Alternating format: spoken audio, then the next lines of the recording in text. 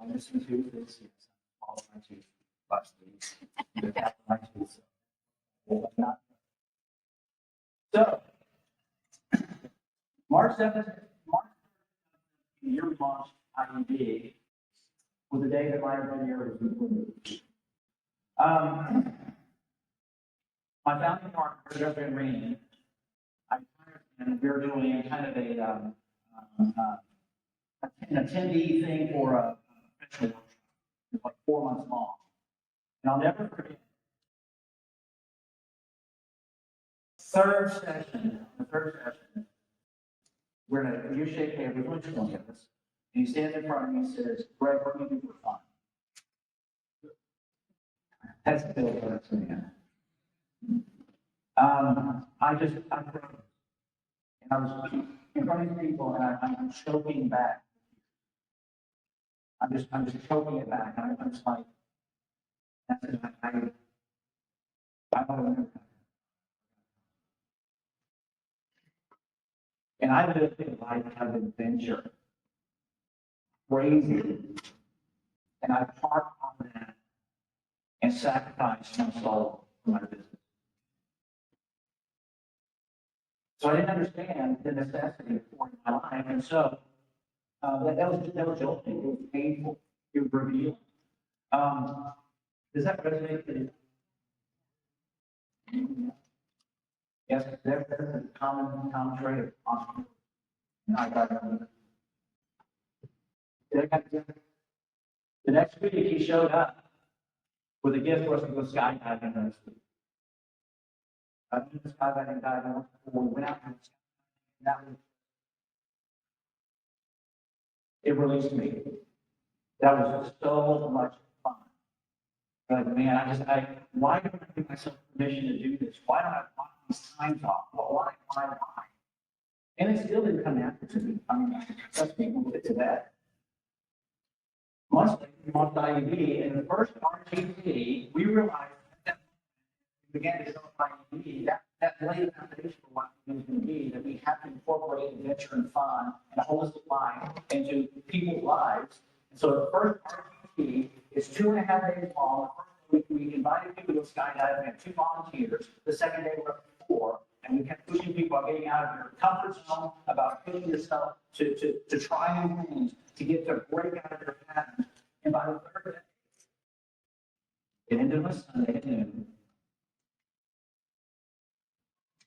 Out of comfort zone into adventure, 17 people skydiving. And I watched people come alive. Honor Ramirez, where are you? Are you here?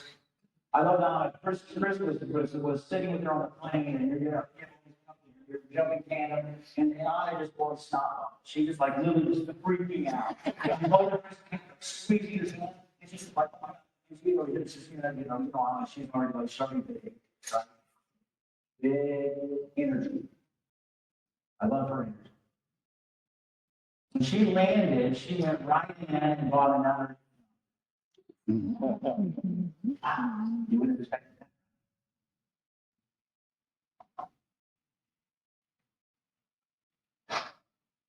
You show the video.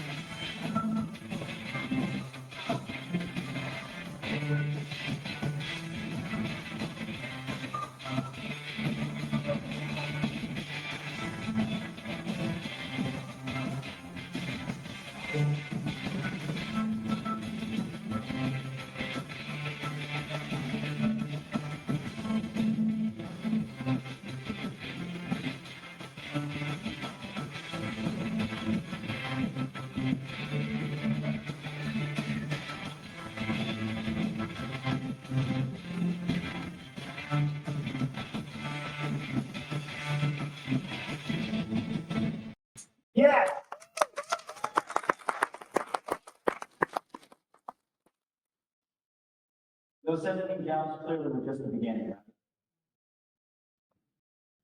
If you've been on an overlanding, ski, golfing, wine tour, hunting, shooting, WIV retreat, men's retreat, with IUB, raise your hand.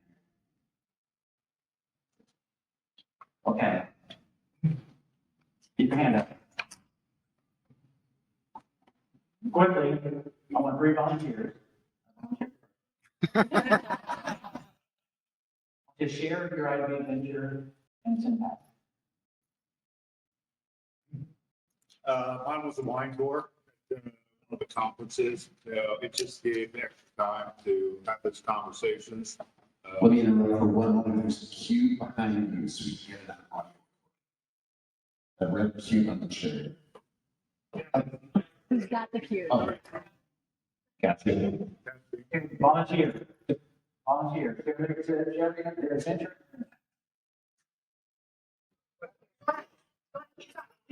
Okay. No, wait, wait. Yeah, the wine tour, the extra opportunity, one, to experience more of the location where we were gathering. On that and the increase there, to increase, time for those conversations, in a relaxed setting. And the ability to, when you're on those subject matters, tend to get a little bit more away from business. Just getting to know people, on there, so. Absolutely. Yeah, yeah. Connections. One day thing for you. So when I joined IEP, I had a limiting belief that I couldn't provide value. And I went on the my very first one, and Chris Henry, he wrote, and I knew how to fix it. And we went on the test drive and fixed the team. And Chris was so thankful and excited. Me, just a little builder company, right, was able to provide that for them. And it changed my mindset. Now I'm coaching IEB. I come way out of my shell, and I get to speak at events like this, and it all goes back to that eventual adventure and fixing Chris's street. So thank you for the great team. Brandon, it's been awesome watching you grow. Last year, we were the women's retreat, and as a second generation owner of the industry, woman business owner, I struggled a lot with finding my confidence in leading a company that's been around for 25 years, and just being surrounded by strong women who believe in me and reminded me who I really was, made a huge impact and changed where I'm with my company. So just that retreat alone, I can that recently. That is beautiful. One more, go ahead. So I've been on the NOAA trip, I've been on the men's retreat, and both those opportunities. On the NOAA trip, first off, with Daryl Hughes, pushed me in his Jeep and put me in it and said, go up this rock wall. It was pretty steep, but made it to the top. I realized from there, you trust your equipment, just like you trust your systems, and you went through it. I learned a lot about business on the men's retreat. Mark Hamill, ask for more descriptions when you volunteer something. It's easy to, hey, anyone go around? We all thought the same thing. We're going to go to a warehouse with the rock, we're going to pick in. No, it's 100-foot straight up wall. But we held up and had fun, but it was fun doing it, and it was unfortunately very good for the league. So I wound up being the oldest one going up the rock. It was pushing me way beyond my comfort zone and got me out of that, and I had a great experience because of that. I tell you what, the women's retreat, thank you. The women's retreat, we want them all to get in a setting and have fun at the same time. We'll do a quick exercise. If you hear these testimonies and you see the video, hopefully feel something stirring you. Maybe guilt, maybe excitement, maybe that's for them. Not for me. I work. I don't think on it. I want you to take out your pen and paper Take a 2-minute exercise, 2 minutes. Why do it in one? I want you to think of a location that is either readable or 3-hour drive. 3 locations that are within 3-hour drive of your house. Either nature, adventure, beauty, just like you like. 3 locations within 3-hour drive of your house.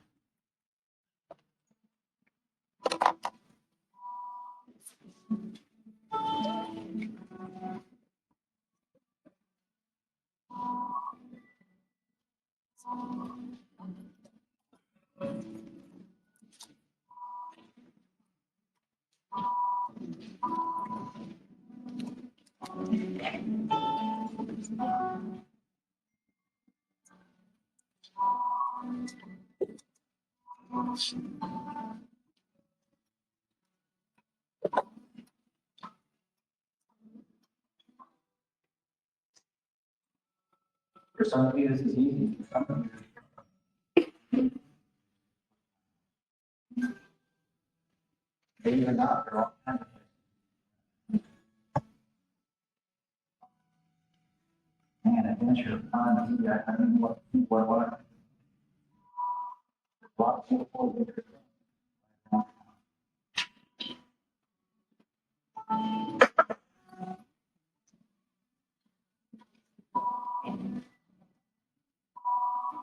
If you're drawing blanks.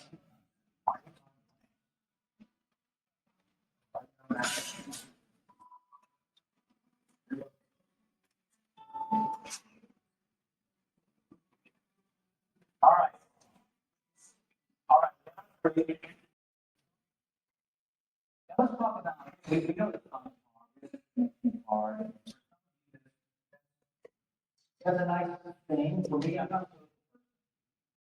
Social interaction is not I recognize how much I need it.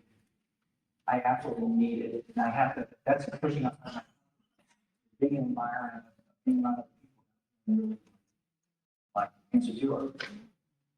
Let's look at it now. I didn't put the names. The burnout crisis is small business. According to the U.S. Chamber of Commerce, 60% are experiencing chronic stress. And many forego personal health and downtime in pursuit of business growth. You ever experience that in your career? Yeah. Cognitive psychological benefits of nature. Grounding. Issues on walking nature. Improve working memory and reduce mental fatigue. These aren't ideas. These are empirical data. I'm going to give you a focus. There you go. Cognitive benefits of getting out. Reducing stress and preventing burnout. And think beyond yourself. Look at your team. Think about your team. Leadership development through. The other night I went bowling with about 6 of our inspectors and 2 of our leaders. Hang out, have a beer, have pizza, and have a beer and bowl.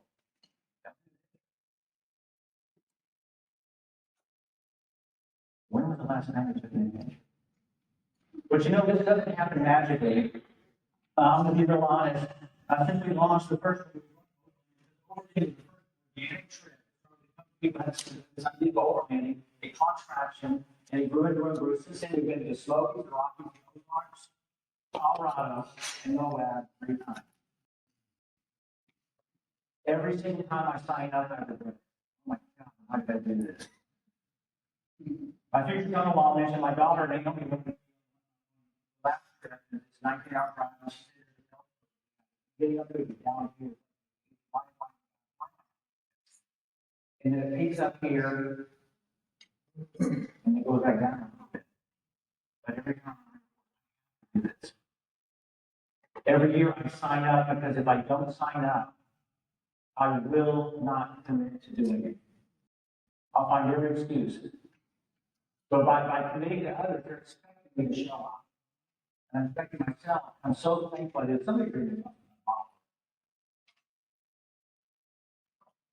It's time to take action now. Who's ready to take action? We're a room of action takers. third of you want to take action. Okay. To the other, how many of you not want And the other third wants to see the facts first.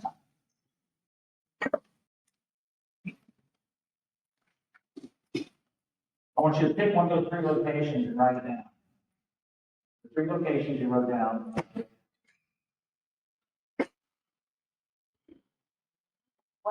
Yeah, one of the three locations, write it down.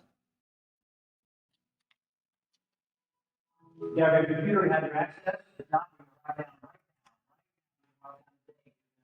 Block off 1 to 3 days. In the next 3 months. Write it down. Commit to it. Commit to it. 1 to 3 days, I recommend at least 2 days.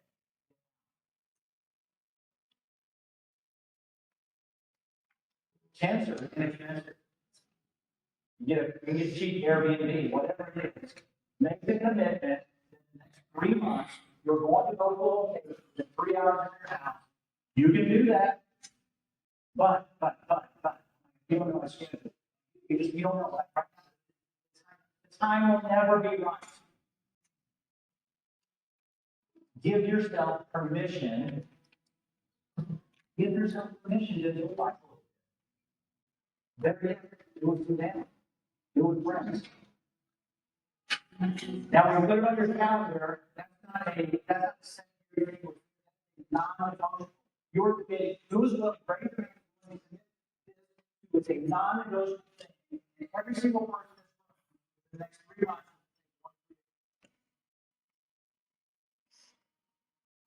Thank you.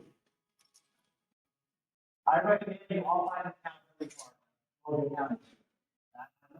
I don't know what Hank said yesterday. If you go, that's a reward in itself. We rarely reward ourselves. And what's the consequence of that? How are you going to reward yourself? That's the constant consequence. For something like this, it may be a bottle of wine. Whatever it is, we have to condition ourselves to enjoy the things that we want other people to have. We want our people, all of our people to have these things. We want all of our people to have a balanced life, rich family life, and beautiful health. We want to reward them and acknowledge them. And yet somehow we're not worthy of being acknowledged, rewarded, and to get out of. It's crazy.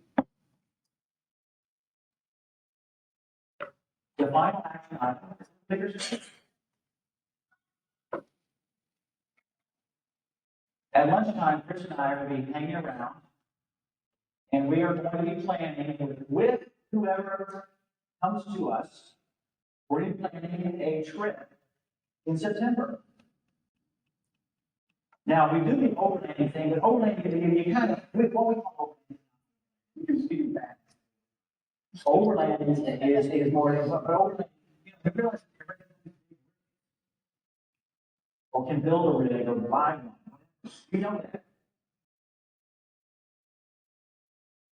So I have a starting location in mind, but we may go somewhere else by starting on between Arkansas and Missouri City, state of Missouri is Bull Shoals, like on the beautiful lakes of the country. It's huge. It's like the size of the state. So what's right here? If multiple people want to come, what should you be able to do? Because you don't have to do everything. Work does everything over here, everything over here. You have free time. But what I want to see, some people just want to walk around the island. You know, people say, some people want to take a mountain drive. Some people have small towns. And at night, we all hang around a campfire. Or not. Or bread. You, Greg. They got paid into those anxieties and remove myself. So if you're really excited about doing something big and big commitment, you get to dictate what we're going to do. It's probably typically like a 3-day trip. And let's do it. Who's ready to get off your rear end and take action? Something that makes you so uncomfortable, a commitment of, man, taking 5 minutes. Explain it like, oh my God. No, man, it's the greatest thing ever. The overlanding trip, so we're taking it in 2 weeks. Budget was going to Colorado.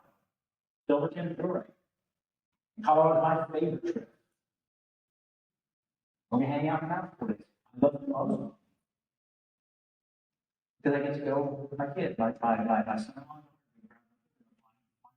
We serve she's podcast, we'll do the hot day before, next day we're driving to Colorado. 3 days, drive home. Completely energized, completely refreshed. Ready to take on the world because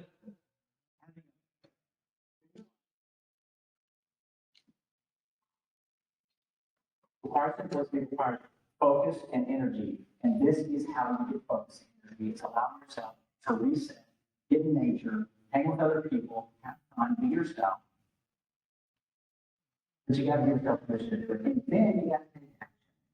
So all of you took one action step. I want to see more of you take an action step. I'm not seeing the first time. All right, let's have a great day. Love you all.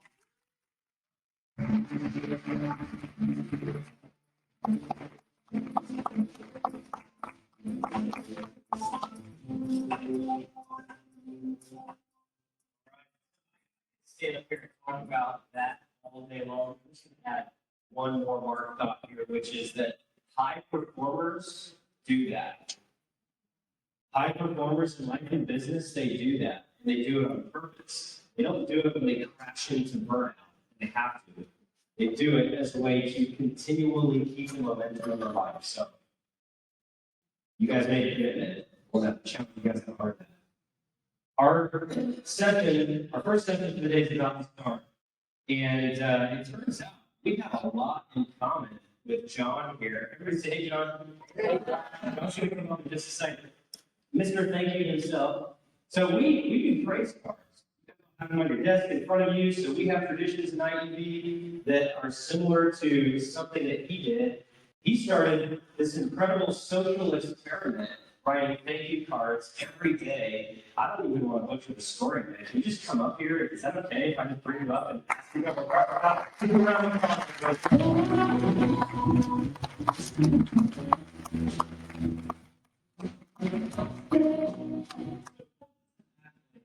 It's way too long for me to remember, but you have been featured in all kinds of amazing places. You're the coach to a bunch of amazing people and organizations. You've done this amazing social experiment around the Mr. Thank You concept. And I think my favorite thing here is he lives in Blue Ridge, Texas, with his wife, 4 children, 3 dogs, 2 cats, and 23 chickens. Thanks for food. That's awesome. Okay, I want you guys to know another thing too. Something happened yesterday. I used some language from the stage, and John came up to me at one point during the day and said, I used one of our first interactions. He said, hey, where'd you get your coach training? And it turns out the language I used triggered him to think that I couldn't have something in common. We went to the same place. We got our coach training. Yeah. So cool, man. We have a lot in common. Yeah, sorry. Excellent, thank you. Let's give Mark a round of applause.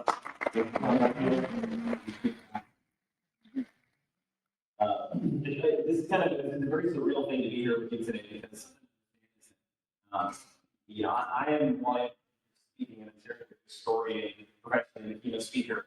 I am actually a vendor in the real estate industry, just like all of you. So I run a company called Mr. Vanity, which is a strategic gifting firm. And this was some of the crazy serendipities of this event.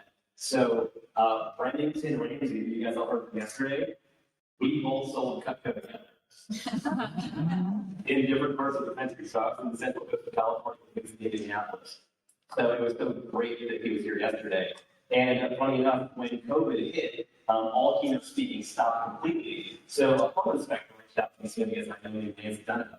Nancy's out of Dallas, Texas. He sponsors some of my classes.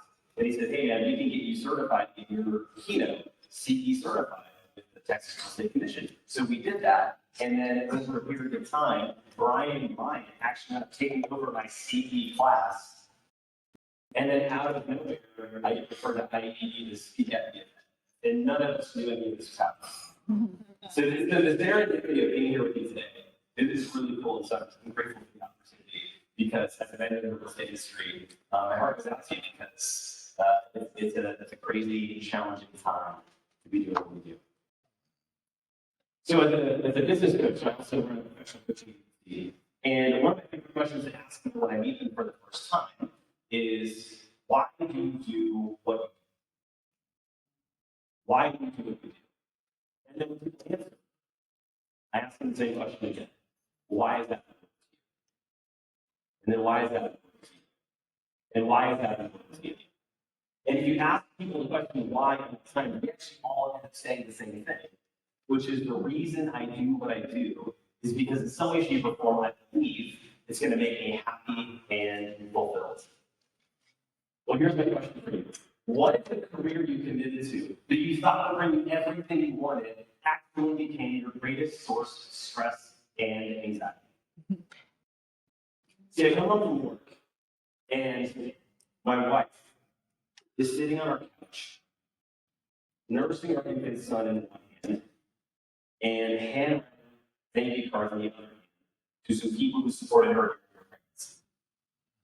And I come in doing what I typically do at the end of my work, which is complain. And there was this moment where I realized this moment where I was witnessing arguably one of the most beautiful things I had ever seen, and I couldn't even appreciate it. Because I was so stressed and overwhelmed from my job, honestly, I couldn't appreciate really anything. And I don't know how to tell you what happened next, except to say that I believe God spoke with my wife. It's the thing that I love, which is, if you can't appreciate what you have, who's to say you'll be any happier when you finally get what you say you want? If you can't appreciate what you have now, who's to say you'll be any happier when you finally get what you say you want, when you build a team the way you want, when the market shifts and changes how you want? If you can't appreciate what you have now, who's to say it's going to be any different later? I have a problem. Now, the problem I couldn't give it a name for at the time, but I do now. It's called perpetual discontentment. Perpetual discontentment, which is the never-ending feeling that what isn't enough. Now, I'm not going to ask you to raise your hand if you also suffer from perpetual discontentment, because just like Greg was talking about a moment ago, I think every entrepreneur does. But it's not always a bad thing. It's not always a bad thing to not be fully satisfied with what you have and where you are in life. Because if we're never fully satisfied, what are we going to do? We're going to work. We're going to get better at our systems and our processes and our recruiting and our training, all of these things for the end benefit of the user, the customer. What if we're not careful and this gets out of hand? Perpetual discontentment will also prevent us from ever truly enjoying this life we're working so hard to create. And this moment brings up my two greatest fears in life. Number one is that I would die alone. Because honestly, who wants to be married to a miserable bro who complains all the time? Two is that I might need to quit my job. Because it was causing so much stress in every other area of life. Now, the business that I was running at the time was still running the states called Mr. Yankees. Mr. Yankee, like, is a strategic gifting company. So I am like a professional Santa Claus. People pay our company to give away presents on their behalf. It's kind of cool. But when we started it at the perfect time to start anything in real estate, which was 2009. By the way, were any of you here in home inspections in 2009? Okay, great. You all should get a pin, right? A pin that I survived real estate in 2009. Because that was a rough time, right? Different, not too dissimilar from what we're going through right now. And so that's when we started our business. And by 2016, 2015, 2016, we actually built a very lucrative business. So I made more money than I ever had. We had everything on paper that I never said I wanted. Was near we bought our first house, we had our first child, expecting our second. But I was over it. I was overworked, overwhelmed, and so unhappy I wanted to walk away from all of it, everything I had spent my career building. Now, I don't know if you can relate to some of those emotions and experiences, but one of the hardest things about being in that moment of life is who you talk to about it. Because when you're the leader and people are looking up to you, it's hard to share vulnerability. It's hard to ask for help. It's hard to tell people that you're struggling with something.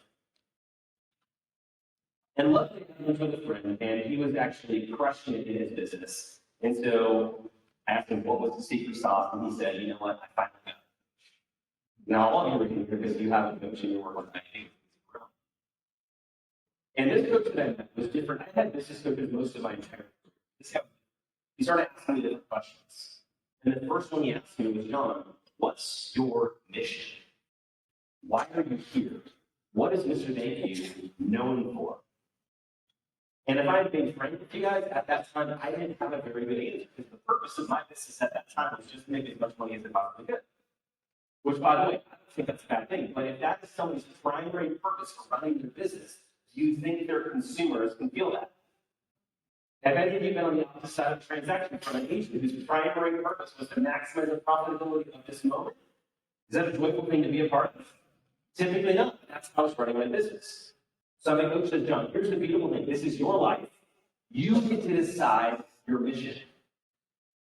That's my invitation for you as well. He says, what would you like to be driven by if you got to decide? So I took some time. This is what we came up with. That our mission at Mr. Mayhew was about elevating the level of gratitude on the planet.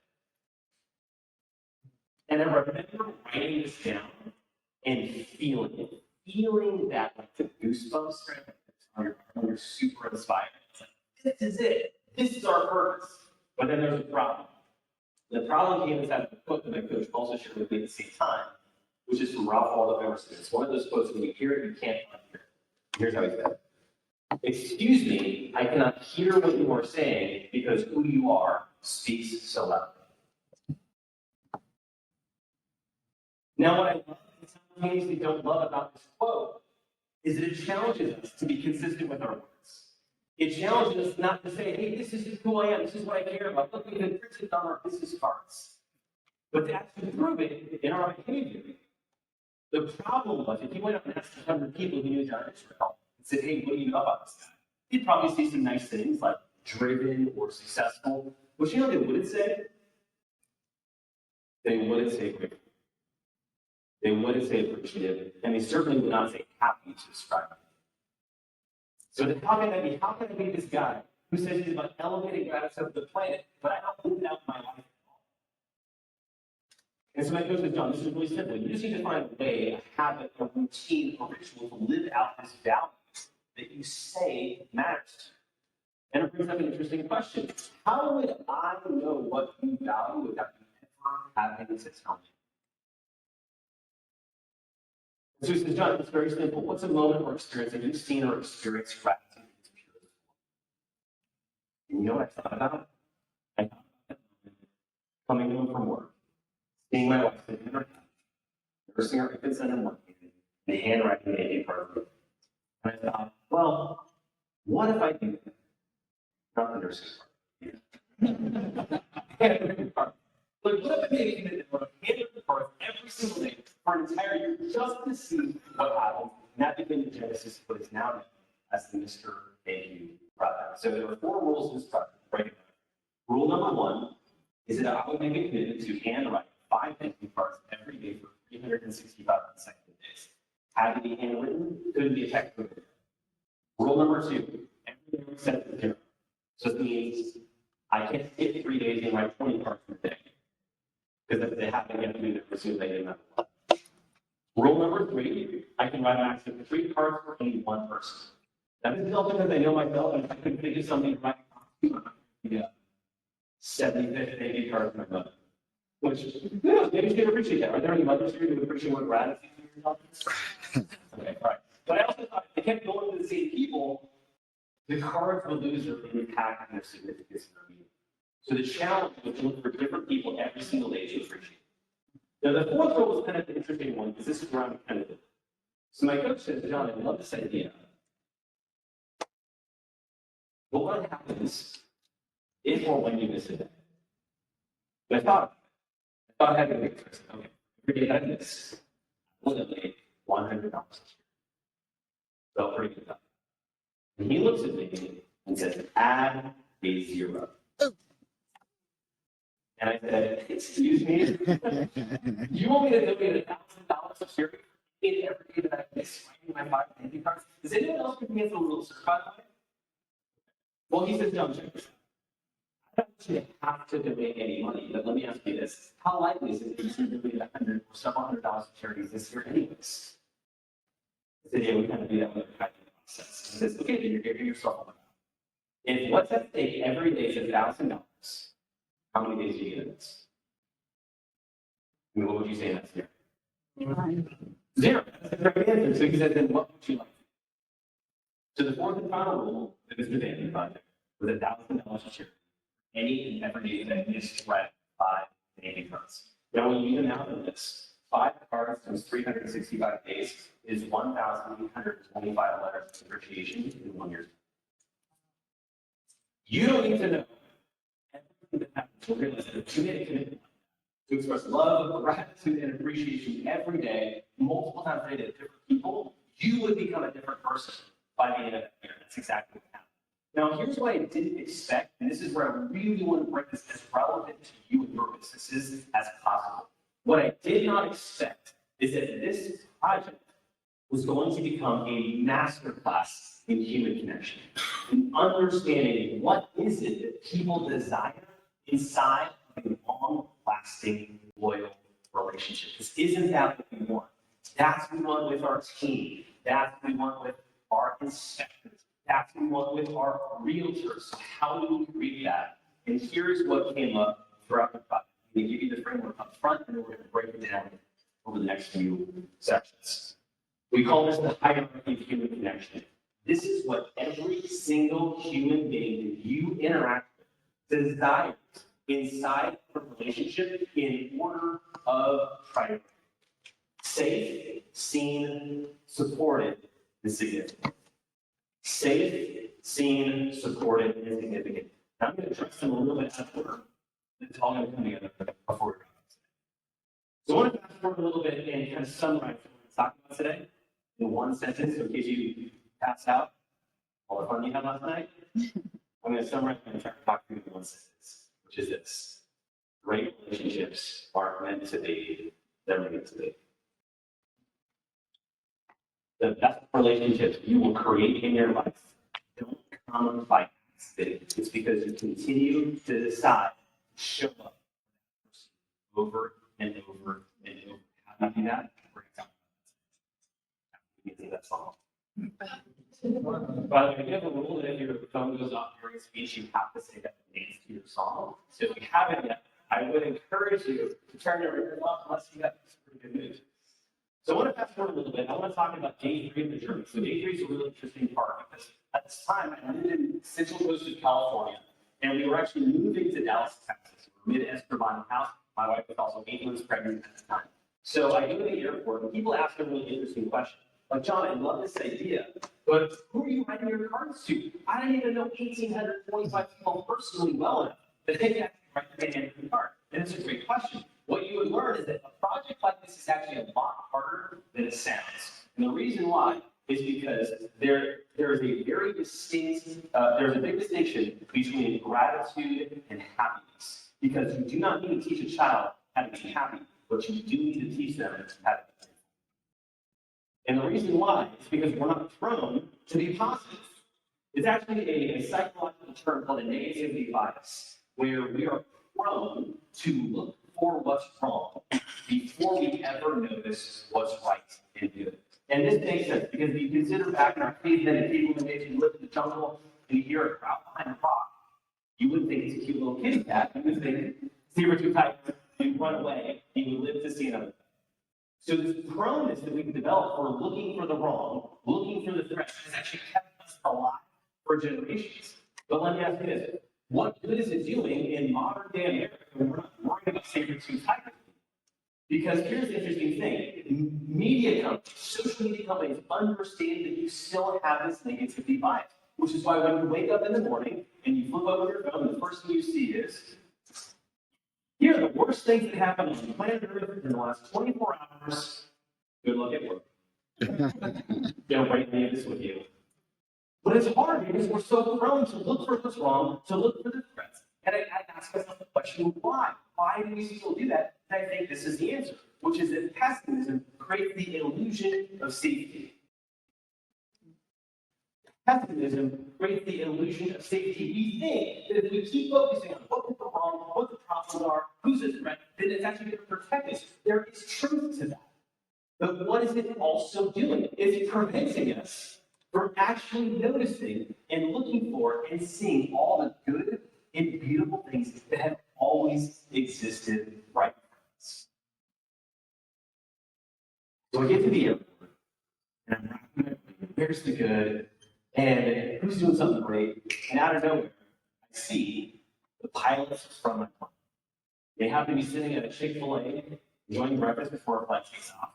And I think, oh my gosh, that's what I'm going to appreciate seeing the pilots on my plane. I never realized that the problem is, I don't know these guys. We never met. How do you thank somebody that you don't even know, you've never spent any time with? And this is really where that framework of understanding how to connect with human beings comes into play. So I couldn't tell you I was doing this at the time, but I heard for this project is that there are these structures, meeting somebody new, but it's also the pieces of another human being for us to know, to understand them and connect with them in a deep and meaningful way. This doesn't have to take very long time. We call this the rapid relatability formula. You can use this with your inspectors, you can use this with your realtors, you can use this with your team, you can use this with your own kids and your spouse. I'm going to walk through it. Story, significance, struggle. Instead of explaining it, I'm just going to show you how it played out. So walk into these pilots. They say, hey, do you guys mind if I have a seat? They say, sure. So I sit down with these pilots, and I'm a big dude. I'm like, I'm so curious. I've never said before. What's your story? How did you get into this? How did somebody become a pilot? And here's the interesting thing. When you ask somebody, what's your story? How did you get here? What they inadvertently start to tell you is about their values. Things they care about. Why they made decisions in their life to get where they are. And so both of these guys had a story that was somewhat similar.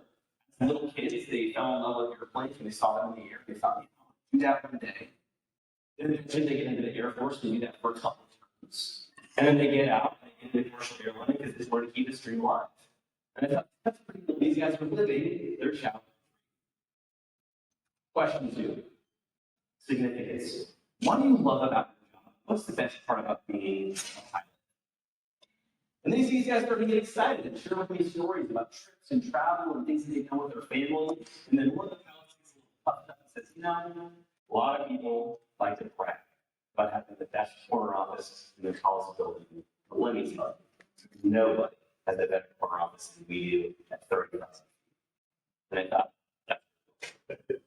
Third question, struggle. What's the hardest part about being a pilot? What's the most difficult part about being you? You can see the energy shift in the conversation because they started talking about the same things, which is everything they miss.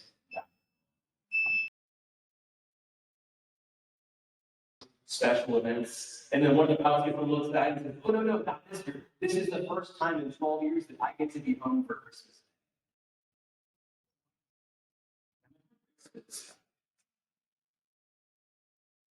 Just curious, how many of you, just hearing the answers to those 3 questions, now have a appreciation for the pilots who fly planes?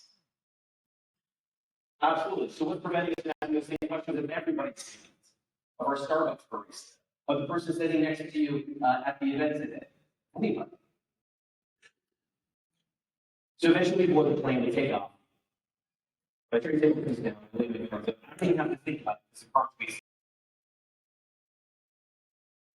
I'm sure it's strange to receive a thank you card from a passenger, but as I was boarding the plane today, I was thinking about how much I'm going to miss my family on this trip. And then I realized this is what you do every day for your job. I can't imagine how many birthdays and anniversaries are special if you sacrifice them. Not to mention the things that not thousands of hours. You spend a cockpit training for your job because nobody becomes a pilot. All of that testing that weather, a slightly bumpy landing. So whether you're here tonight or not, I just want to say thank you for having myself. Hold up the card. Our pretty similar cards because there's two pilots in that flight. We land in the next destination. As I'm exiting the plane, the pilots are still in the cockpit, so I get to physically hand them their cards. They accept them awkwardly, as most strangers do, when you hand them a thank you card. And then I jumped on another flight doing the exact same things that 2 days on the flight to get home or to get to my event. And so there were 4 different pilots, 4 different thank you cards, 2 different flights. Now, I don't normally do this, but at the time, I only had my business stationery with me, which has my name, cell phone number, email physically printed on the card. This is what was crazy. Within 24 hours of landing my destination, 2 out of those 4 pilots personally contacted me to say thank you for the card that they received. One went on to say, you know, John, in my 20 years of flying, I have never received a thank you card from a passenger. And I thought, that's crazy. How was it even possible these guys were such a big, significant, important job, and no one's even taking the time just to say thank you to them? I think, geez, if that's the case with these guys were such a big, important job, what about everybody else in their careers, in their relationships, in their marriages? There's a huge appreciation deficit in the world. So they think, well, how do you apply this? How do you bring this to real life form? They think this is it. We call this the curiosity principle. It's like this. Curiosity is the precursor to appreciation. And appreciation is the birthplace of empathy. With empathy, we develop compassion. When we have compassion, we have the ability to literally connect with them. Why was Mother Teresa able to do what she did? Why was Martin Luther King able to have the impact he had? What did they have with most people? They had compassion. Not because of what they could give, because they understood that the purpose of their life was to be of the highest level service to their fellow man. And here's the deal. I think sometimes early in business, we actually get this understanding. What happens in business? People are disloyal. People break your trust. You have deals fall apart. And you start to get hardened around relationships. And this is where the first pillar came into play, which is that really what people want inside of relationships, meaningful and lasting, is to be seen. And to be seen for the greatness rather than just the weakness. So that was being free. You can imagine 362 more days of that. Now, I can't believe every day was exact. I can believe it's free, but it's a really interesting project.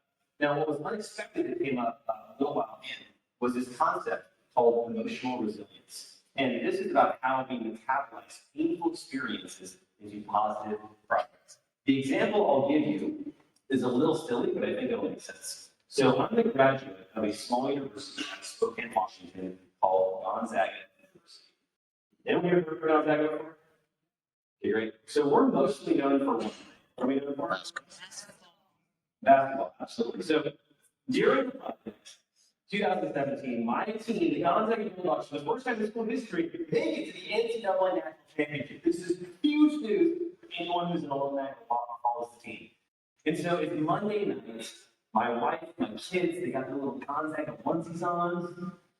We're watching the game, and it is a nail biter. Back and forth. I think there were about 15 different game changes during the game. It was intense. And the last minute, Gonzaga was winning by a couple of points. In the last 40 seconds, we lose to the UNC Tar Heels. Now, here's the deal. I'm not a huge fan. And at the end of the Super Bowl, they showed the video of the winning teams downtown and then the losing teams downtown, right? Winning team, everyone's like throwing confetti in the air, they're celebrating. And the losing team, everyone's flipping over cars and lighting trash cans on fire. I never understood until that.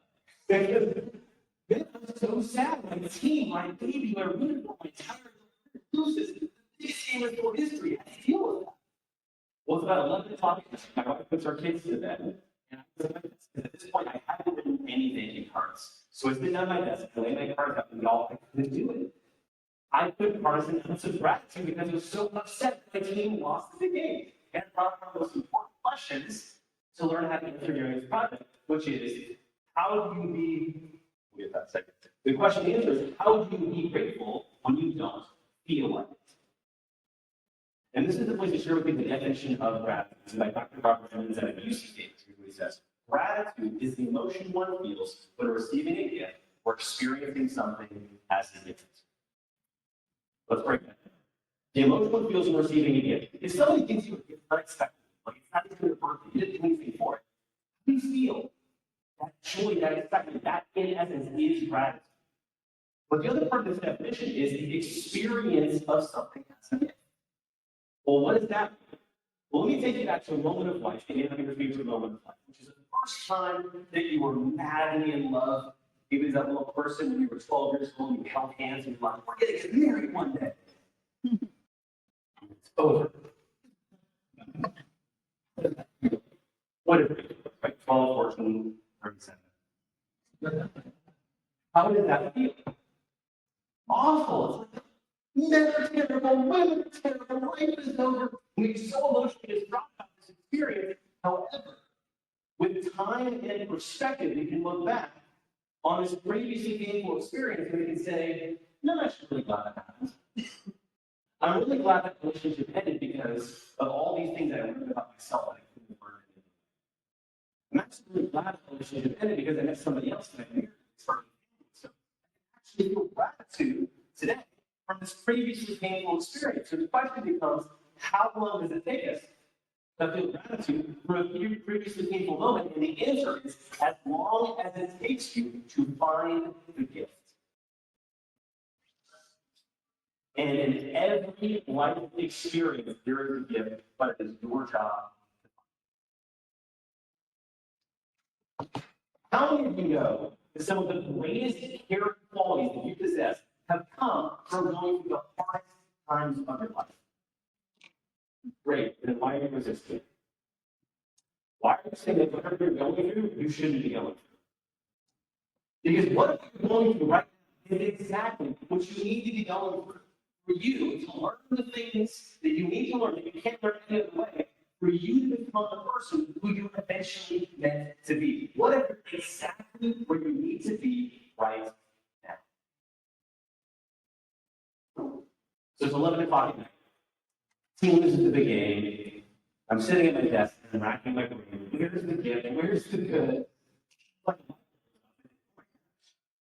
I didn't watch my team lose the national championship. What I just witnessed? I just witnessed arguably the best team in school history play the game of basketball. That deserves to be celebrated. You know what I'm going to do? I'm going to like hand cards to every single player of the entire Gonzaga basketball team and the coaching staff and all our friends. So it's about 35 people. So for the next 7 days, I spent hours a day researching ESPN.com, NCAA.com, YouTube, looking for every player's specific contributions to the team so that every part was hyper-specific to what they did to support it, getting to where we were. Even the redshirts who didn't play that season to say, hey, championship teams are not made the championship game. They're made every practice that led up to it so they can help your team be the best in school history. Yo, it was crazy because it wasn't months, weeks, or days. I'm talking minutes from upset anger that should be happening to feeling pure and authentic joy. And I thought, man, this is powerful. How do we apply this to business? And so in my business, we have something that we call a cancellation. You guys ever deal with cancellation? All right. So we have this thing called cancellation, and we know this. We know our attrition ratio really, really well, right? Attrition ratio is the contracts that you people sign, but then the ones that close in the approach, right? So the difference is your attrition ratio. Everyone's doing that. So we know this really well. And so what we learned was the moment we would get an, or here's what we did, the moment we get a notice of cancellation, we would automatically send the client a thank you. Here's what we would say. Dear client, I'm just going to say thank you so much for the opportunity to potentially serve you with all your gifting needs. And we know that right now is not the time for you to be moving forward with us, but we just want to let you know that we're so grateful for the opportunity to serve you. If anything changes in the future, we'd love to learn your business back. Sincerely, the thank you team. Yeah, we tracked this. Here was the stat. By the end of the year, 50% of those cancellations came back and rebought within 6 months. Think about this. Money you don't lose is money that you make. And think about it. Everybody in here has had to cancel something or return something to a store, right? You know what that's like, that little block of shame. You walk in, it doesn't fit. No one feels good having to cancel or return something. Let me ask you this, how many of you have ever done that and then received a thank you card from your salesperson?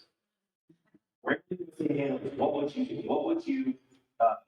What if you did? What would that tell you about the individual? Here's what it would tell you, which is that results show skill, but how we handle problems demonstrates character.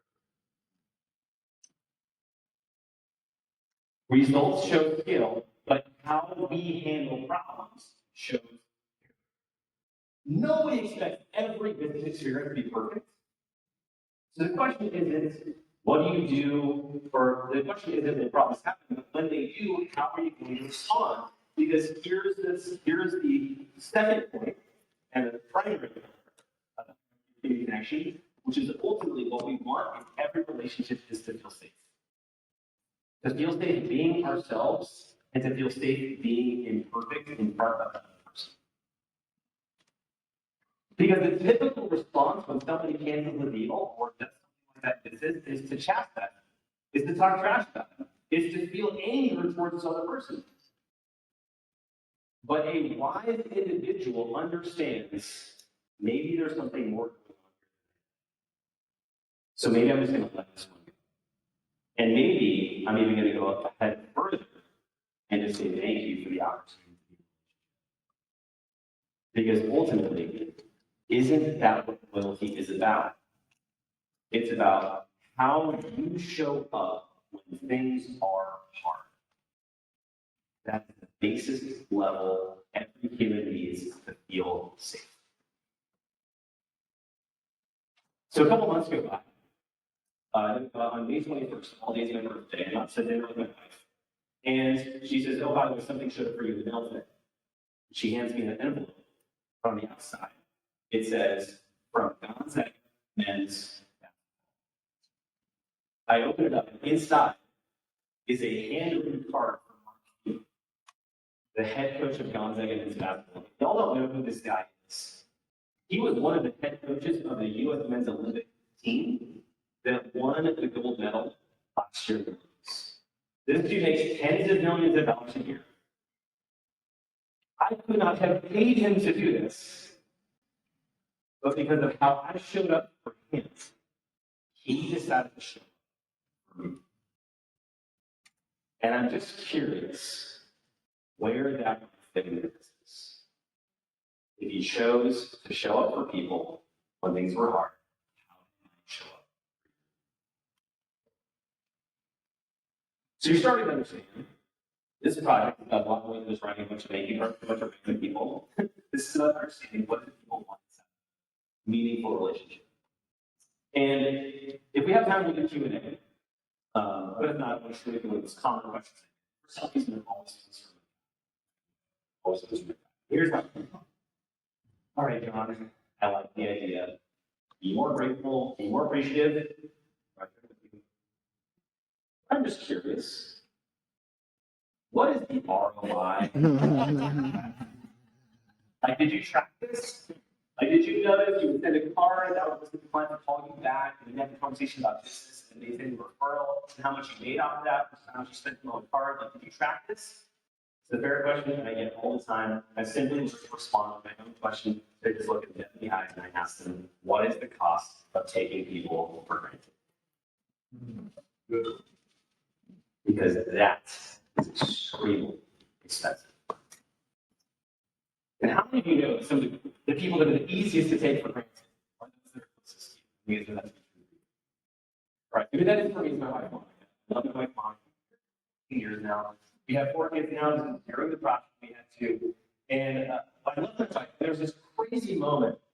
It was about 2 months into the project. I had literally written hundreds and hundreds of thank you cards. And I had this epiphany. I was like, oh my God. I haven't even been one my wife yet. She's not even so pissed. Like, okay, you might want the futures. I didn't want to be. That was weird. I did not get at least a new one.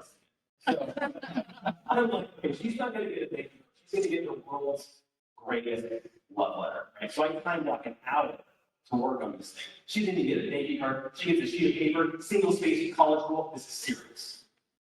I sit down and I'm writing everything I love about this. I finish it, I hold it up, and I'm like, this is a work of art. This is like the next Nicholas Sparks book, right? Or the notebook or the fact that you got it. Point is, I wanted my wife to get it and to know how much I love and appreciate it. So I left the letter right next to her copy where you should find it. So to set the stage a little bit, we had just moved across the country to Dallas, Texas. We had virtually nothing. We drove one car with a U-Haul. I used the car for work. We had no furniture yet. We were literally sitting on the pillow cushions on the floor. And she didn't know anybody yet. We had just moved to a new city. And on top of that, she had just given birth to our second child. We had an infant at home. We had a toddler. So coffee every morning, super important. So I left her letter. Right next to her coffee when you should find it. So I go off to see my clients today. And I'm feeling like a great husband. Something that she loved that. And I keep going for the day, and I'm checking my phone, by the way, like 5 minutes. And I'm like, she said, yeah. How about now? And then it keeps going, and she doesn't say anything. And I think, well, that's weird. I think, you know what, this is personal. She probably told me like, all twice. So I go home. And we have dinner as a family. Doesn't say anything. We put the kids to bed. She still doesn't say anything. We go to bed. When she falls asleep, I can't fall asleep because I'm fuming on my bed. And I'm like, are you serious?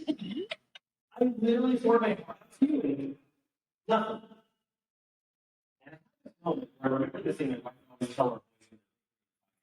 And she would simply ask them, where was your heart when you did what you just did? Now, we can't talk about gratitude without simultaneously talking about generosity. Generosity is when something is given, what's that word? Freely, without expecting anything in return. Now, interesting thing is, you say that you're a generous person. I think most of us would say, yeah, I'm a generous person. I try to do what I can. When I get extra money or time, I like to give that to help other people. Well, let me ask you if any of you guys can relate to this experience. So one of my businesses is a strategic gifting company. So we help people give out nice, sometimes very expensive gifts to their favorite people. So what upsets my clients more than anything is when they spend really good money on a super nice gift and they give it away, and the other person doesn't say anything. Any guys ever experienced that? But I mean, it might be a gift for a client or a realtor. It might be a wedding gift that you gave to somebody or something, like a Christmas present, something, and they don't even text you, hey, I got it. How does that feel? In the beginning, it's like, did they do something wrong? Are they upset with me? And then it's like, how can they? Can't believe they would be so ungrateful and not say thank you after that. It can get so emotionally distraught. So here's my question for you, which is, where was your heart? Because here's the point. The moment you need to receive appreciation for the good that you do, it is no longer generosity. You have transactionalized the relationship. Good. The moment you need to receive appreciation for the good that you do, it is no longer generosity. You have transactionalized the relationship. And you're not getting paid in return, but what you're getting back is appreciation, significance. Hey, you're so good. Thank you so much for that. And here's how this finds to play out for lives in our business. Like we play big and generous one time, and then it doesn't really get reciprocated. So the next time we play big, we play a little less generously. And then eventually it's like, well, how does this relationship work? What have you given to me lately? And if we're not careful, we can transactionalize a lot of relationships in our life and our business. And I can't speak for you, I can only speak for myself. I had transactionalized every single relationship, and unfortunately, even my marriage. So I fall asleep. And I go through the routine, I'm grabbing the coffee and making the coffee. Shoot, we have run out of coffee. I was supposed to give him yesterday. I'm so excited about my letter. Forgot to do that. And I was in a rush. I didn't see a client across town, so I was like, okay, I'm just going to sit out of the house. And I'm getting out. And right when I get to the door, I hear my bedroom door open upstairs. And my wife is walking down the stairs. Y'all, she is dead tired. She's got an infant in one arm, a toddler clung to her leg. She's in the middle of the stairs, and she says, oh, sweetheart, before you go, is the coffee ready? oh, sweetheart, I'm so sorry, but we ran out of coffee. Now, have you ever looked deep into somebody's eyes while they were planning to murder you? I don't feel bad, but I'm like, honey, I gotta go. Can I leave? Can I go to the freeway? There's a Starbucks right by the freeway. Okay, well, I have enough time to get myself some coffee, so I'm gonna get myself some coffee before I get to the freeway. I know what you're thinking. I want to do the right thing. What's the right thing in this scenario? Coffee. Buy her some coffee and bring it back. You have to understand. I live in Dallas, Fort Worth, major metro area. I have just enough time to get to my appointment. And if I did that, I would be late to see my client. I didn't want that to happen. But how can we give you this choice? Business or relationship choose? All the time. And clearly I made my choice. And I'm sitting there in Starbucks and all I can think, how can you do that? How can you literally say nothing in the world? And then today you leave your hand. So pull the front of the drive-thru. Barista hands me my drink. I say, look at you. She makes me a cup of coffee. I drive backwards home. I leave the cup of coffee in the doorstep. Little note card. You're all set. Monica, thank you for working hard to take care of our boys. You are always worth a cup of coffee. I drive down the street. I send her a text message saying, come outside. She comes outside. She sees it. She takes a picture of it. She posts it on Instagram. She says, oh my gosh. She's sending me text messages. Kissy face. I love you. Save my life. I am in bumper to bumper traffic. Late to see my flight. All I can think is no way. How can I write you an undying love letter yesterday and you said nothing? And today I gave you 2 sentences and a cup of coffee. This was for you. You know what I said? I'll take it. I'll take it with 13. It's your husband. You take care of me. You know? All right. So I go call my client and say, hey, I'm going to be a little late. She's totally fine with it. I want your dinner's a family. You put the kids to bed. And there's this moment. It's the greatest moment every parent's day. The house is completely quiet. And we're sitting on the pillow cushions on the floor, sharing a glass of wine. And I got half, right? It's like, hey, sweetheart, I'm just curious. Did you get my letter yesterday? And she says, and I know that you love me. But sometimes I just like when you prove it to me. That was the lesson. That's the lesson that we all need inside of our business. And in every relationship matters to us. Because what we all want in a relationship, this is point number 3, which is to feel support. We want to feel like somebody's going to be there for us, that they've got our back, that they're going to show up for us when we need them. So what are we doing to do that? Because here's the thing, and Ray was talking about this. We get so caught up and busy running our businesses, we neglect the relationships that are right in front of us that we say matter to us. So here's the question, which is how do you treat that for what you say? How do you treat that for what you say really matters to you? And this is the point before we get to a little activity, which is that generosity. Generosity is the currency of abundant relationships. If we want others to play abundantly with us, we need to go first. Now I'm just curious, since you've been hanging out for a little bit here, how many of you have thought of at least one person who deserves to hear thank you? Here, how many of you noticed that we strategically put thank you cards right there? Anyone notice that? If you have a thank you card in front of you, you can grab it. Hold it in the air. Wave it around like you just out there. All right, great.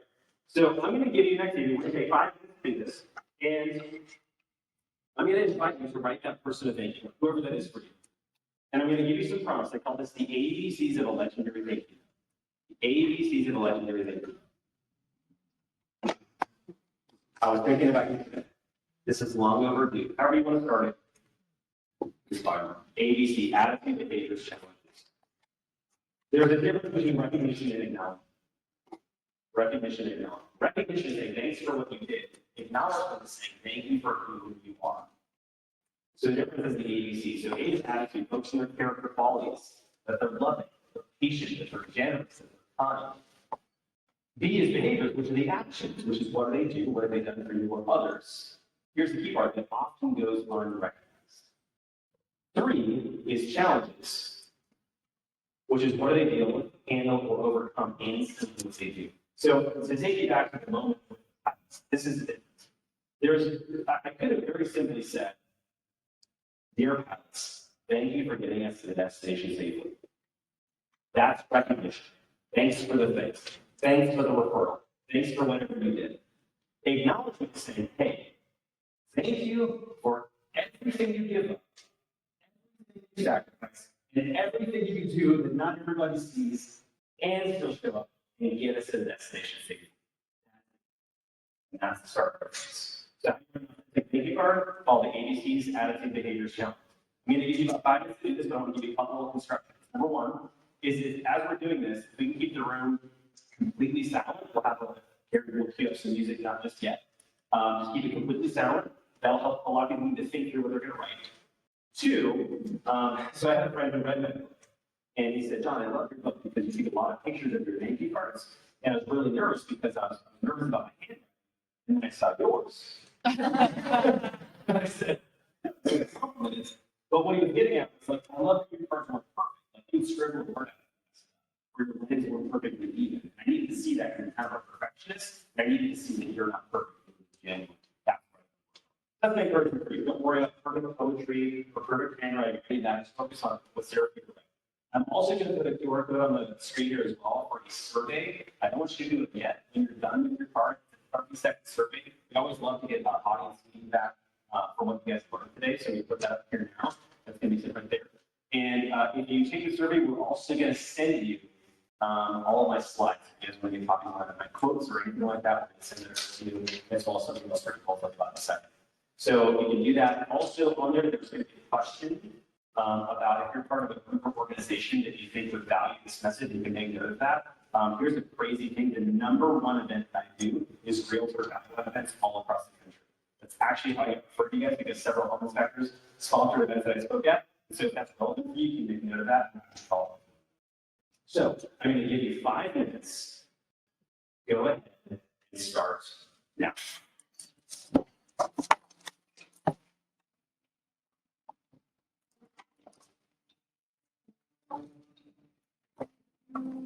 Does anyone need a pen?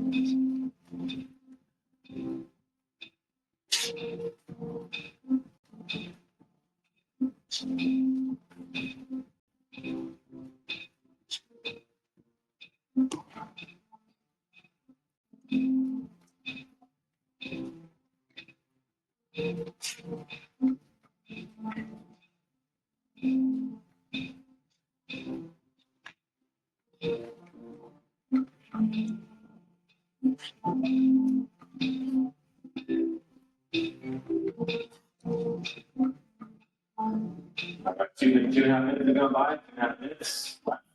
Take your time, no rush, take as much time as you need. When you're done, go to the standing here, the short survey, and you start for up.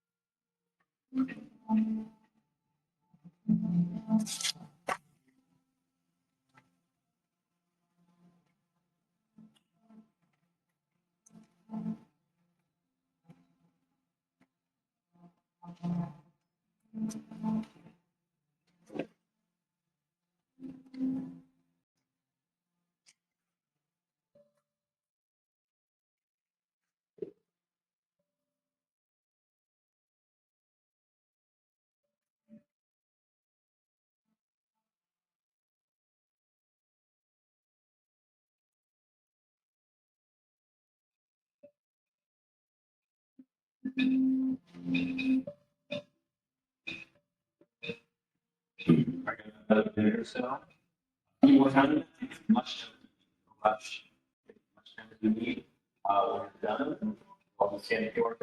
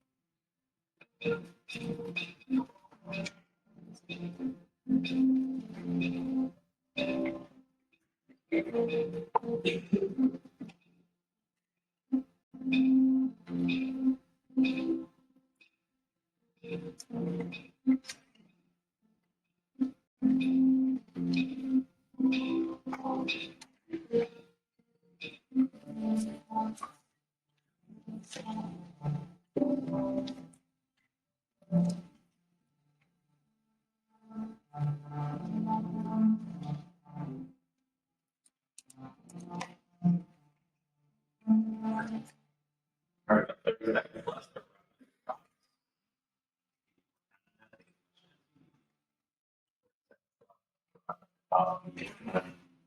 Take home.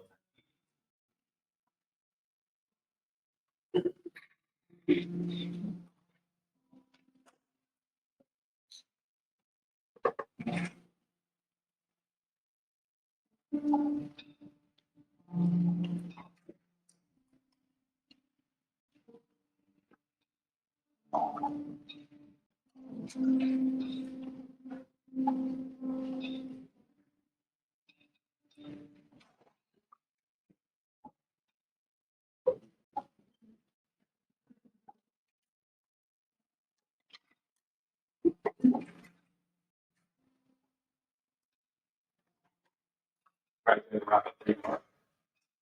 Wrap up where you are. Any more time to get this? All right. I like to wrap by saying thank you. Because you didn't have to. You don't need to do it. I think that's why this is so meaningful. It shows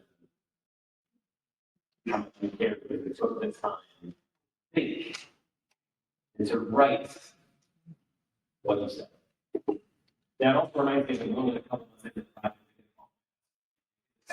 we grew up together as parents, like my parents, and unfortunately, his father would tell me that his father was just passed away, which is terrible because nobody liked to hear that. What made it worse is I had written Nick's dad a letter during the project, and I hadn't sent it yet. It was literally sitting on my desk while Nick was telling the police. So while I'm not grateful that I'm just the urgency of what you just did. Because one of the greatest fallacies in relationships is the assumption that, and you never know when the final time will be to make somebody who's positively happy. So where do we go? So I finished my project with my 1,825 a year, book about it. I got the yearbook, I get a copy of that. And here's what's blowing me away. Is not what happened from the cards that I read, but from what people like you chose to do, which is to start your own baby. Whatever that is. You know, I hear some people come up to me after an event and say, oh man, this is great, I want to do that. I'm going to write every day for a year. And you respond and say, it was really hard. Like, it took a ton of time. It was an hour and a half a day, 365 days. It was 22 and a half straight 24-hour days writing thank you cards. That's a lot. You don't need to do that. So what I say is just do one card a day, 3 cards a day. Do for 30 days and just notice what happens. Make a list of the 30 people who have the most positive profound impact. Do that for the next 30 days. Tell me your life is impacted. So I'd like to wrap today really by how it started. Because we talked about a lot of things, haven't we? We talked about appreciation, curiosity, the precursors of appreciation, the birthplace of empathy. With empathy, love, and compassion, we have compassion, we can connect with anybody. We talked about gratitude, being the emotional appeals when we receive a gift, or experience something as a gift, and also realize that everybody experience is a gift, but it is your job to find.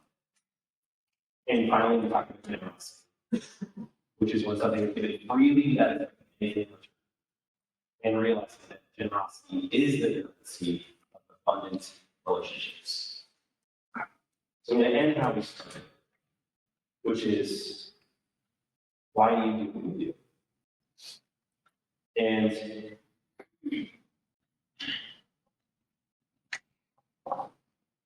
we talked about the reason we do what we do is because we think it's going to make us ultimately happy and fulfilled. Here are my thoughts, which is that if fulfillment is the finish line, gratitude is the start. Because if you can learn to appreciate what you have now, you actually become someone who is happy. You are going to get you say you want. Thank you guys for having me today.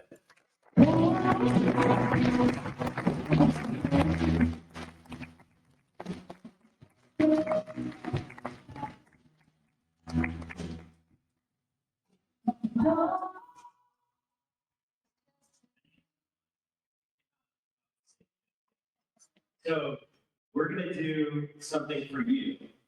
And we have a tradition after all of our sessions to just download a couple of thoughts, appreciation to the speakers, or even just share something that we took away from the session. Let's do it, guys. We'd like to share something that they took away from the session. We'll start this out. Way in the back, that's my left. Always in the back. See that? Oh.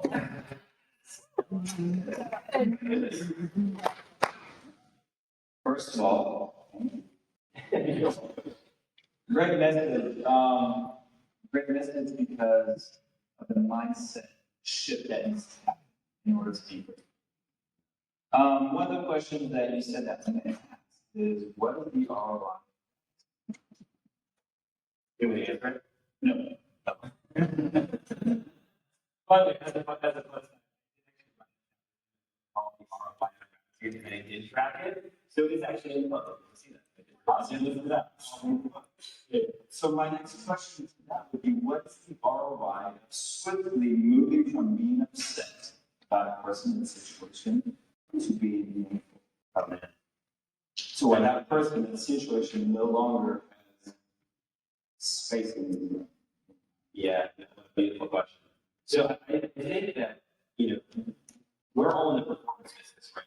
We have a performance, especially more money you make, like that. Which is also the basis of all stress for entrepreneurs, because in some ways there's no capacity to how much you can earn. And in other ways that also means that you have to have the ability to handle stress, inflation, problems, leaving, all that. So I think for me, it just so and here's the deal. How many of you know that when you're in the right headspace, you can perform better in your business? Yes. Great. So that's it. Like just realizing being in a negative, having a negative outlook, which by the way is completely natural. It's not like you're the only one. Every human does it. You just need to develop systems to be more positive and present in the moment. Because here's what's going to suck: is if you have an inspection fall apart, maybe one of your inspectors like quits when you gave like full day of jobs, and then you're like pissed. And that one realtor who you've been prospecting for a long ass time finally calls you to give you a deal, but you're pissed and you're a little short and snappy.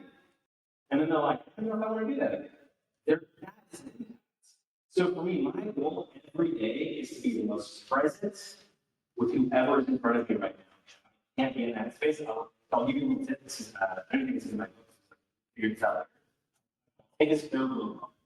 If the snow globe is, little snow. So when you're really emotional, it's like shaking up the snow globe and you can't really see straight. You can't really see through it. So what do you do to be able to see through the snow globe?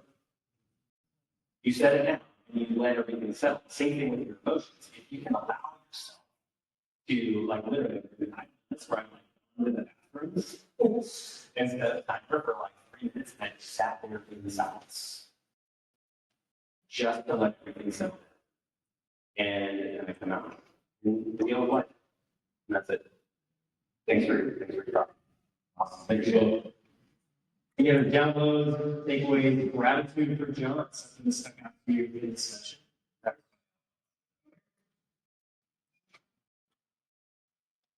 Nice, bro.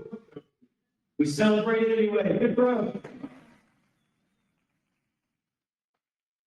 I appreciate you speaking to us this morning. I just want to say one thing from an old part to what I'm going to say at the other.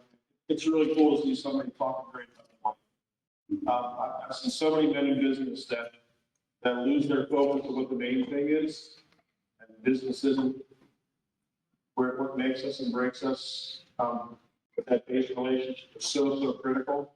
So to see you talking great about your wife publicly in front of us, that's just a big deal. So I appreciate it. Wow.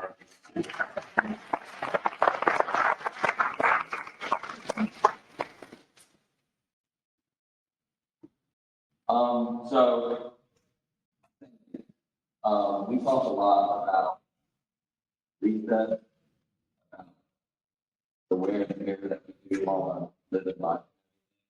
I think anybody who plans or any business that plans to be relational, after a couple of years of being in a relationship with people, they need this. And I mean that because the wear and tear, it makes it so easy for us to quit giving that gratitude, quit giving that grace, and then we start seeing our problem, we start building up, and we start looking at our issues, and we're just that much quicker to snap, and that much quicker to not to say things, that much quicker to look at ourselves. You know what? I earned that, deserve that. Just kind of take it. But if we kind of look back, the reason that we weren't, the reason why we are, is because of those people that sacrificed. And as much as we want to be seen for our sacrifice, so many times we forget to see the other person's sacrifice. And all that stuff. So it's a great reset, like look at the car wash, get all that crap off, and we're going to take it very personal to go back to the company as a relational company and start, you know what, this is how we feel right now in this moment. Only imagine how you feel. So, you know what, I'll be happy to start it. I'm not Yeah,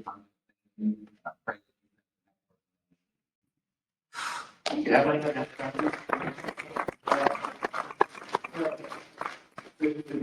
So a couple of weeks, I'm going to be speaking to the hospital at Houston for all of our nurses meetings a couple of weeks ago. So it's going to be for all the nurses in the hospital. You talk about it's a lot in practice. I don't think it's stuff bad stuff. And it's like that in a lot of service-based jobs, we don't get the appreciation. So here's my message to them, which is exactly what we spoke about, which is that yes, it feels so good to be appreciated, but you can't ask somebody for that. Like I can't go like, are you happy? Just appreciate it. That's not how the relationship like, hey, like, and then would never talk to me again. So here's the deal. It needs to become a part of your culture that you do that for each other. Right? That you do that for your team and the team understands that that's your opportunity to do that for people because you keep that in culture.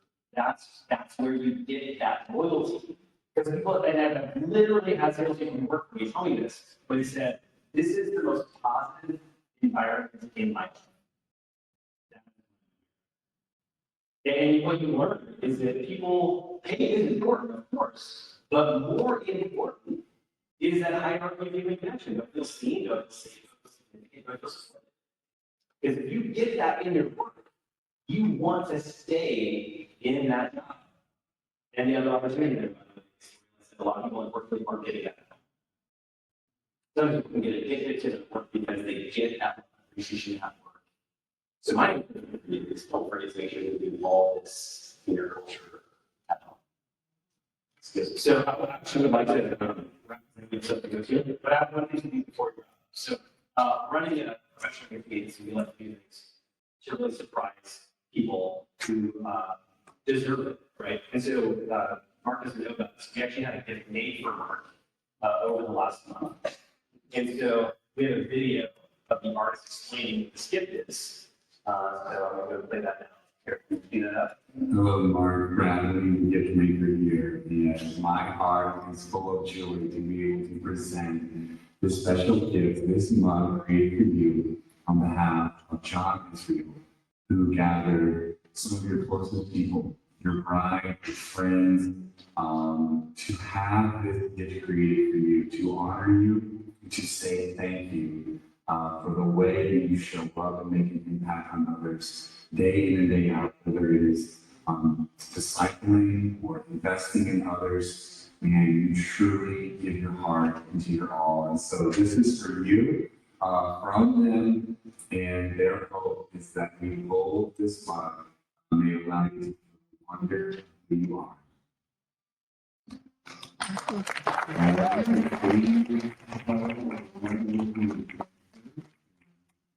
First scene is about your character.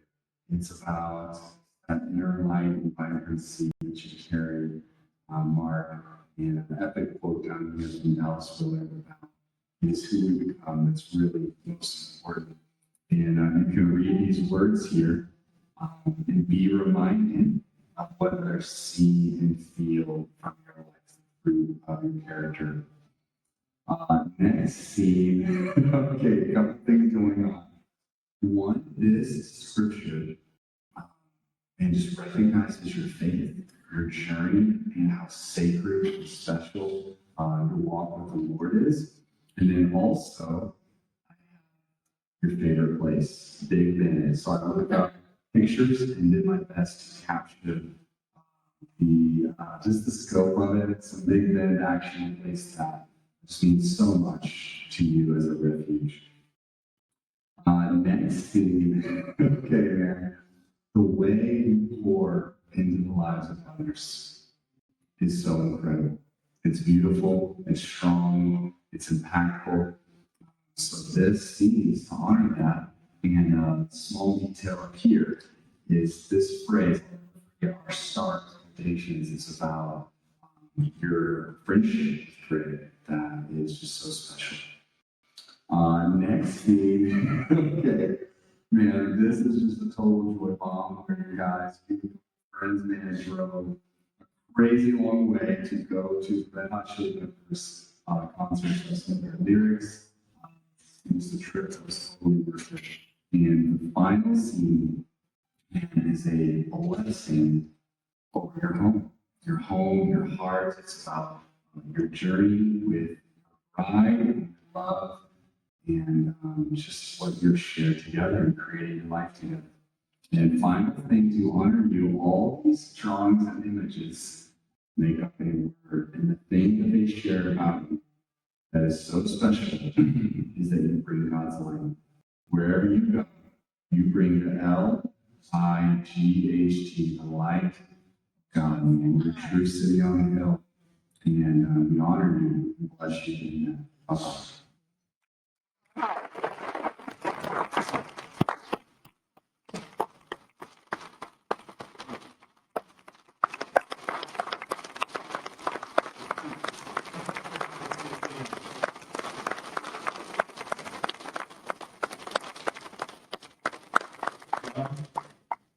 Now I don't know what to say. No, I'll do what I'll say. First of all, I just want to say this to the team who helped me do this and create Teresa, your wife, she was a big instrumental in connecting us with your wife and the team got all these stories together. I sent this to them, we gave you artists, we did this for you. So now this is obviously not going to be typically for everybody else, and I'm following into it, but I think it's important to realize that there are people. So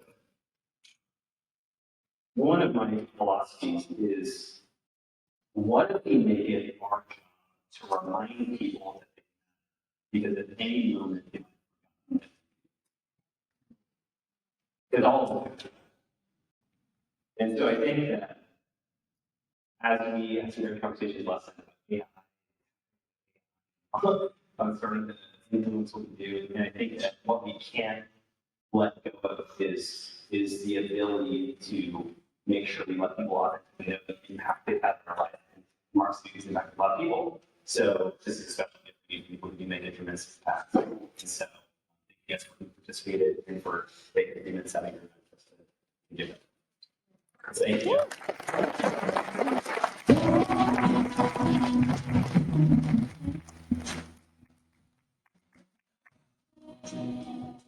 Hey, Rob, you're supposed to cry on stage. Definitely. Wow. Okay. Listen, guys, it's time for a break. I think I need one too. So we are going to go right into our break, and I want to encourage you guys to just go back and shake John's hand and tell him thank you for the set. Over here. So make sure to spend some time with each other during the break, go use the restroom, stretch your legs, and of course, spend some time with our amazing sponsors who are here to support us. So let's be back here. Let's call it 10:55 to give you guys a decent amount of time. Okay? See you back at 10:55. Okay.